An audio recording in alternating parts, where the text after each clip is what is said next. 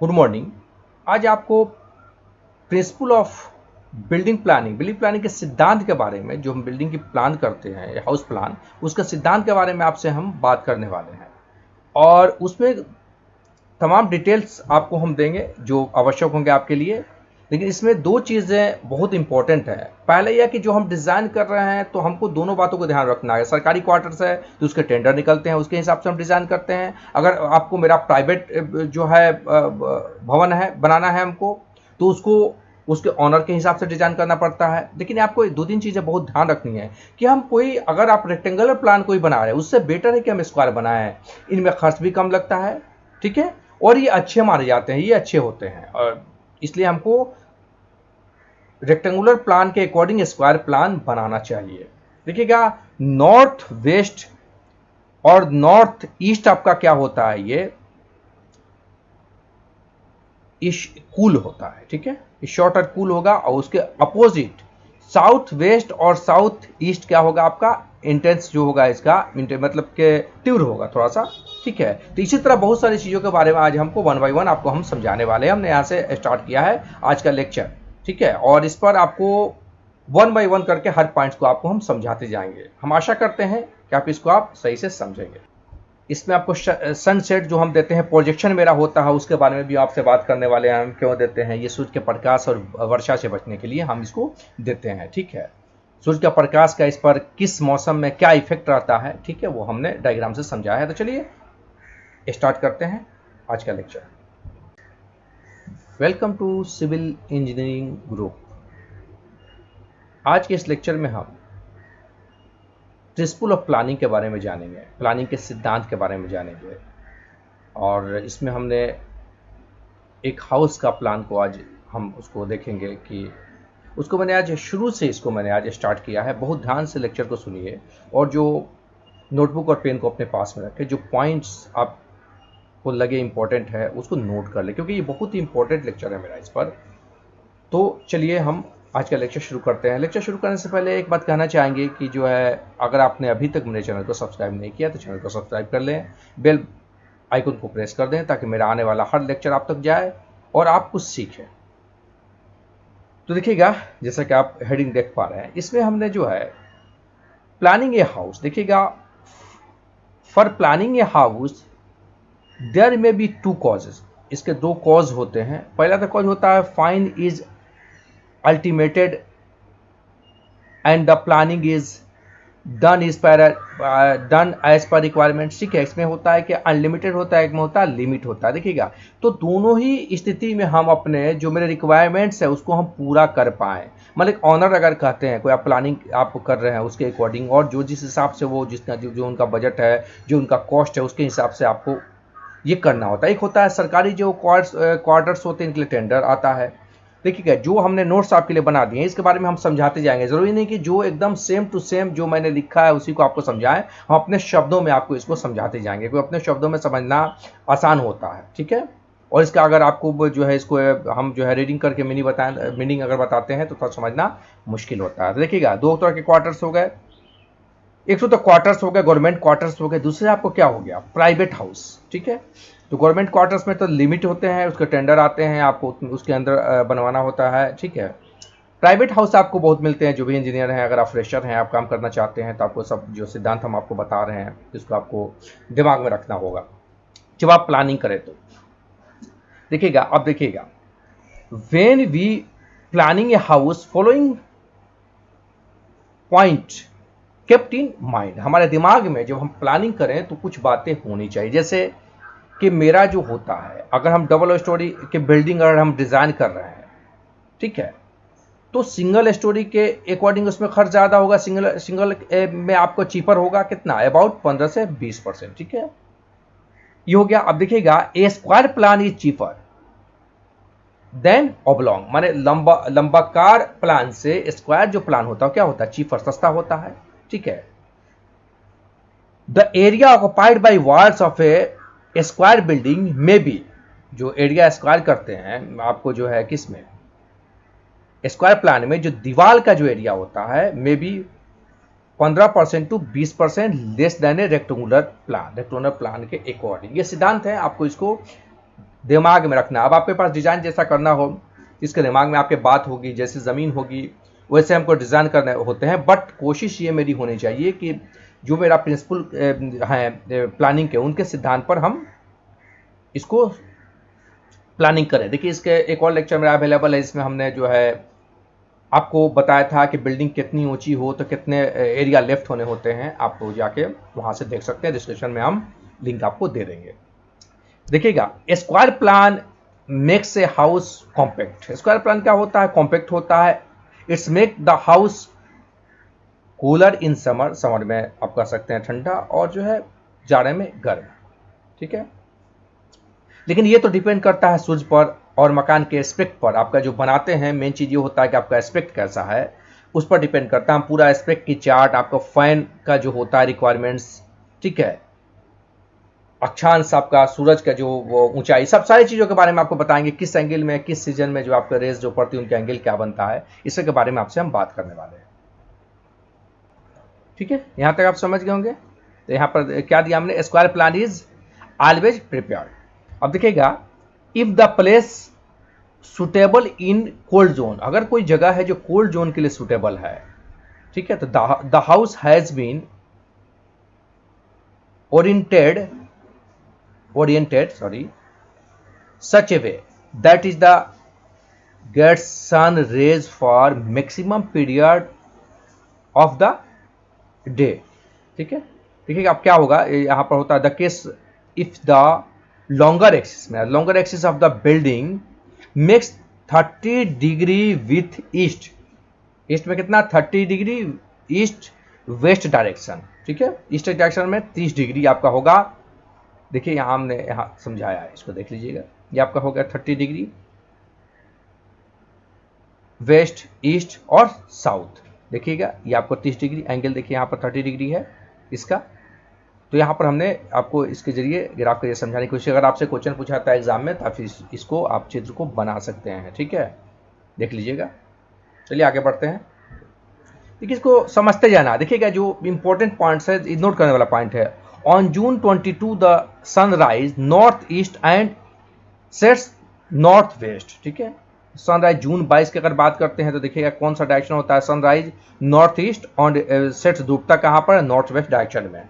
And is above the horizon for about.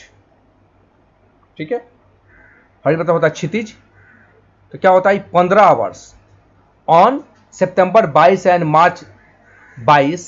देखिएगा the sun rise in the east and sets west. ठीक है, is the above horizon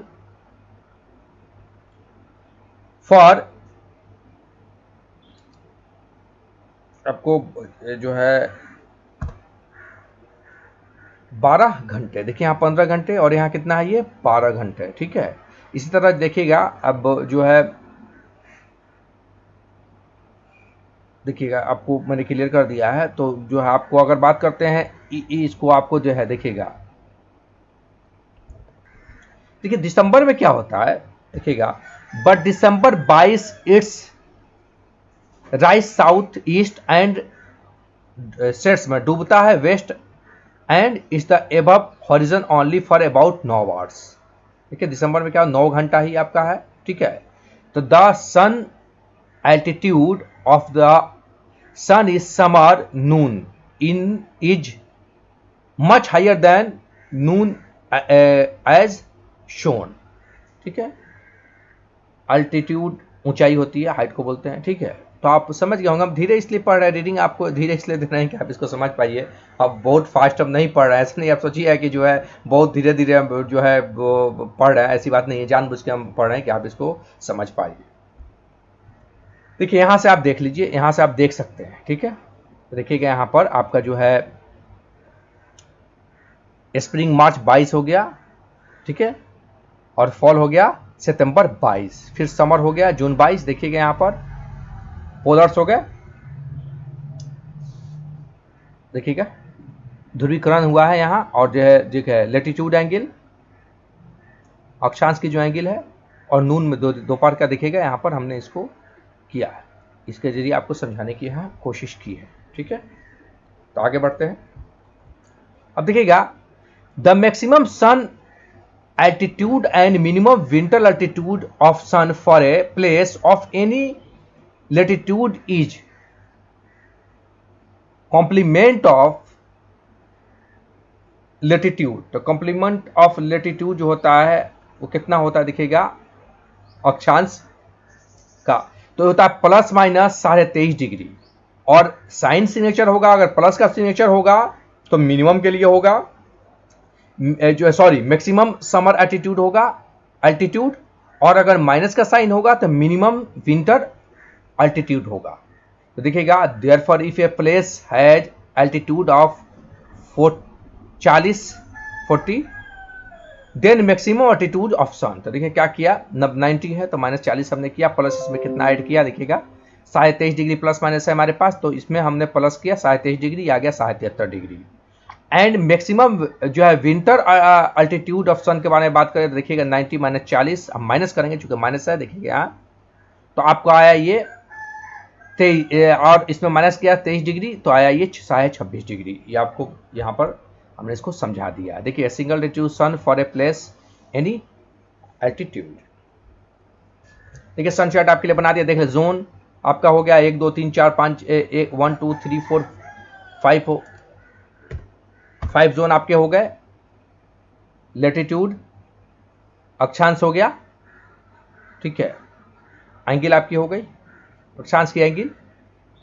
देखिए दिसंबर 22 तो कितना है देखिएगा 25 से 30 डिग्री 39 डिग्री। इस तरह से हमने जनवरी 22 से लेकर नवंबर 22, फरवरी 22 से लेकर अक्टूबर 22, इस तरह से हमने इसको आपको यहाँ बना दिया आपके लिए सन चार्ट। ठीक है, प्लानिंग करते समय इसको ध्यान में रखना पड़ता है हर चीज़ों को। जब हम किसी भी बिल्डिंग की प्लानिंग करते हैं तो हमको इस तमाम चीज़ों को जो आपको बता रहे हैं इसको ध्यान में रखना होता है। इसलिए ये हम आपके लिए बहुत जो है आप कम जो लोग इस पर ध्यान रख पाते हैं, इसलिए मैंने कहा कि नहीं आपको इसको बताना ज़रूरी है, इसके लिए हम इस पर लेक्चर लेकर आए आपके लिए। देखिएगा for perfect orientation all rooms which are usually used in daytime should be placed and east and north side। ठीक है, मतलब कि जो है परफेक्ट कंडीशन का द शुड बी प्लेस आपको देखिए यूजली यूज्ड इन डे, जो दिन में ज़्यादा रूम को हम यूज़ करते हैं। ठीक है, अब देखिएगा building becomes necessary direction the following point से देखिए कौन सा रूम का जो एस्पेक्ट के बारे में अभी हम आपसे बात करने वाले हैं। देखिए ईस्ट सन का आपका जो हो गया लो कितना देखिएगा वाइड ओवरहैंग, तो अर्ली सन जो आपका होगा इज गुड, सुबह के लिए तो गुड होता है, बट लेटर में आपको ये प्रॉब्लम बाद में इसको क्या कंट्रोल करता है छज्जा या आपको प्रोजेक्शन जो बाहर निकालते हैं। देखिए द मॉर्निंग के लिए जो मॉर्निंग का उसको भी आपको हम समझाने वाले हैं कि आपके जो छज्जा है या प्रोजेक्शन है उस पर किस तरह की कितनी एंगल पर जो है सूर्य का प्रकाश जो है इंटर करता है, किस सीजन में कहाँ पर, ये बताएं। देखिए छज्जा का जो मेन पॉइंट है वो छज्जा हम देते ही इसीलिए हैं, इसका मेन पर्पस यही होता है। प्रोजेक्शन हो या मेरा कोई छज्जा होगा, अगर हम छज्जा नहीं दे बाहर कुछ निकाल देते हैं छत को या फिर को, तो देखिएगा तो बाद में सुबह में तो हमको दिक्कत नहीं, बाद में इसकी है देखिएगा। तो देखिए as per Indian climate is always better to orient the building facing east. ठीक है, समझ गए क्या, फेस किधर होना चाहिए, ईस्ट में। ठीक है, when sun expose is short but intense, since the sun is low in the sky medium side, there may be planted front of the building which will shade walls and windows। ठीक है, बाद में तो ये walls और window के साया में हो जाता है। देखिएगा यहाँ पर, तो देखिएगा north west and north east sun exposes in short and cool. तो आपको एक यहाँ पर बात निकल के आई कि नॉर्थ वेस्ट हो या नॉर्थ ईस्ट हो, ठीक है, नॉर्थर्न ईस्ट हो या जो है आपको नॉर्थर्न वेस्ट हो, ये आपको क्या होते हैं, ये आपको होते हैं expose in short and cool, ये क्या होते हैं, कूल होते हैं। और साउथर्न वेस्ट हो या जो साउथर्न ईस्ट हो या वेस्ट हो is the constant and intense. देखिएगा। तो फिर ये क्या होगा, तेज होगा, तीव्र होगा, इंटेंस, तेज, ठीक है। तो इसी के इस सब चीज़ों को जो आपको बता रहे हैं, इसको आप जो है इतनी तो इंग्लिश आप समझ ही पाते होंगे, इसलिए कि जहाँ जहाँ ज़रूरत हो हम समझा रहे हैं। तो आपको इतना तो ध्यान में रखना ही चाहिए जो आपको बता रहे हैं कौन सा डायरेक्शन। देखिएगा जून में देख लीजिएगा ये एंगल बना के 53 डिग्री आपको मई 22 एंड सितंबर, ठीक है 22, ये आपको अप्रोक्स देखिएगा 53 डिग्री आपका हुआ, ठीक है। उसी तरह अगर दिसंबर 22 से 25 रे अलाउड टू गोइंग साइड, देखिएगा ये कितना 25 डिग्री आपका है, ये आपका विंडो है, ठीक है। ये आपका सनसेट है, प्रोजेक्शन है, ठीक है। तो देखिएगा अब आपको जो है उसी तरह जून, तो आपको जून 22 76 डिग्री आपका है नून रे एट अराउंड, तो आपका ये 76 डिग्री है, ये पोजीशन आपकी है। तो आपको इसी हिसाब से आपको इसको डिजाइन करना होता है। चलिए वेंटिलेशन को जान लेते हैं। वेंटिलेशन दो तरह के होते हैं, एक होते हैं नेचुरल वेंटिलेशन, एक होता है आर्टिफिशियल वेंटिलेशन। देखिएगा इसका फॉर्मूला भी है, the rate of air change in given by the relation, तो होता है Q बराबर होता है 640 into C into A H dot small T root over, where Q बराबर होता है the rate of air follow in metre cube पर आवर, ठीक है। सी का मतलब होता है effecting dressing from 0.65 to 0.50 for the favourable condition, value of 0.65 is taken हम लोग लेते हैं इसके वैल्यू को। A free area of inlet opening in metre square, A का मतलब होता है एच बराबर होता है vertical distance between inlet and outlets in metre, ठीक है। टी बराबर होता है the temperature difference between inside and outside air in centigrade. तो इसके अकॉर्डिंग आप इस फॉर्मूला से इसको निकाल लेंगे, ठीक है। Designed wind speed for comfort effective temperature 24 degree centigrade. देखिए एक और है टेबल, टेम्परेचर ड्राई बल्ब आपका होगा सेंटीग्रेड में 27 डिग्री 30 डिग्री में, और आपका design wind speed for comfort effective temperature 24 degree, जिसको मैंने अभी आपको बताया था। देखिए वहाँ है रिलेटिव ह्यूमिडिटी आपको होगा डिजायर्ड वाइंड स्पीड मीटर पर सेकेंड, इसका मैंने बनाया 27 डिग्री में आपको हो गया 60 65 70 75 80 85 90 तक ही आपका है, और 30 डिग्री में और 30 40 50 60, और आपका जो हो गया ह्यूमिडिटी कितना 0.25 0.45, ये हमने आपके लिए ये बना दिया। इसको याद रखिएगा, ये एग्जाम में ये पूछा जाता है, तो आपको इसको फिर बताना होता है। अब देखिए सेलिंग फैन का थोड़ा सा हमने यहाँ पर ceiling fan and year follow patterns जो होते हैं उसके बारे में आपको देखिएगा। Almost every hours contains electric fans is necessary, देखिएगा हमने यहाँ आपको ग्राफ 10 है 20 है 30 है 40 है, अब हो गया 10 है 20 है और 30 है, देखिएगा देख सकते हैं आप 30 यहाँ। तो ये आपको बना दिया relation between room size and fans. अब दिखा देते हैं फैन की साइज भी आपको बताने वाले हैं, कितना रूम के लिए कितना रिक्वायर्ड फैंस का आप जो उसकी देखिएगा यहाँ पर आपको मैंने दिखा यहाँ समझाया है। देखिएगा through a 30 centimetre 10 a plan with capacity of 55 D, ठीक है, cubic metre minute the table below given the size.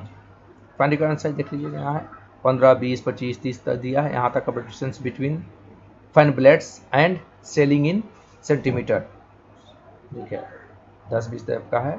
इसका चार्ट भी मेरे पास है, ये देख लीजिए ग्राफ समझ लीजिए, ठीक है।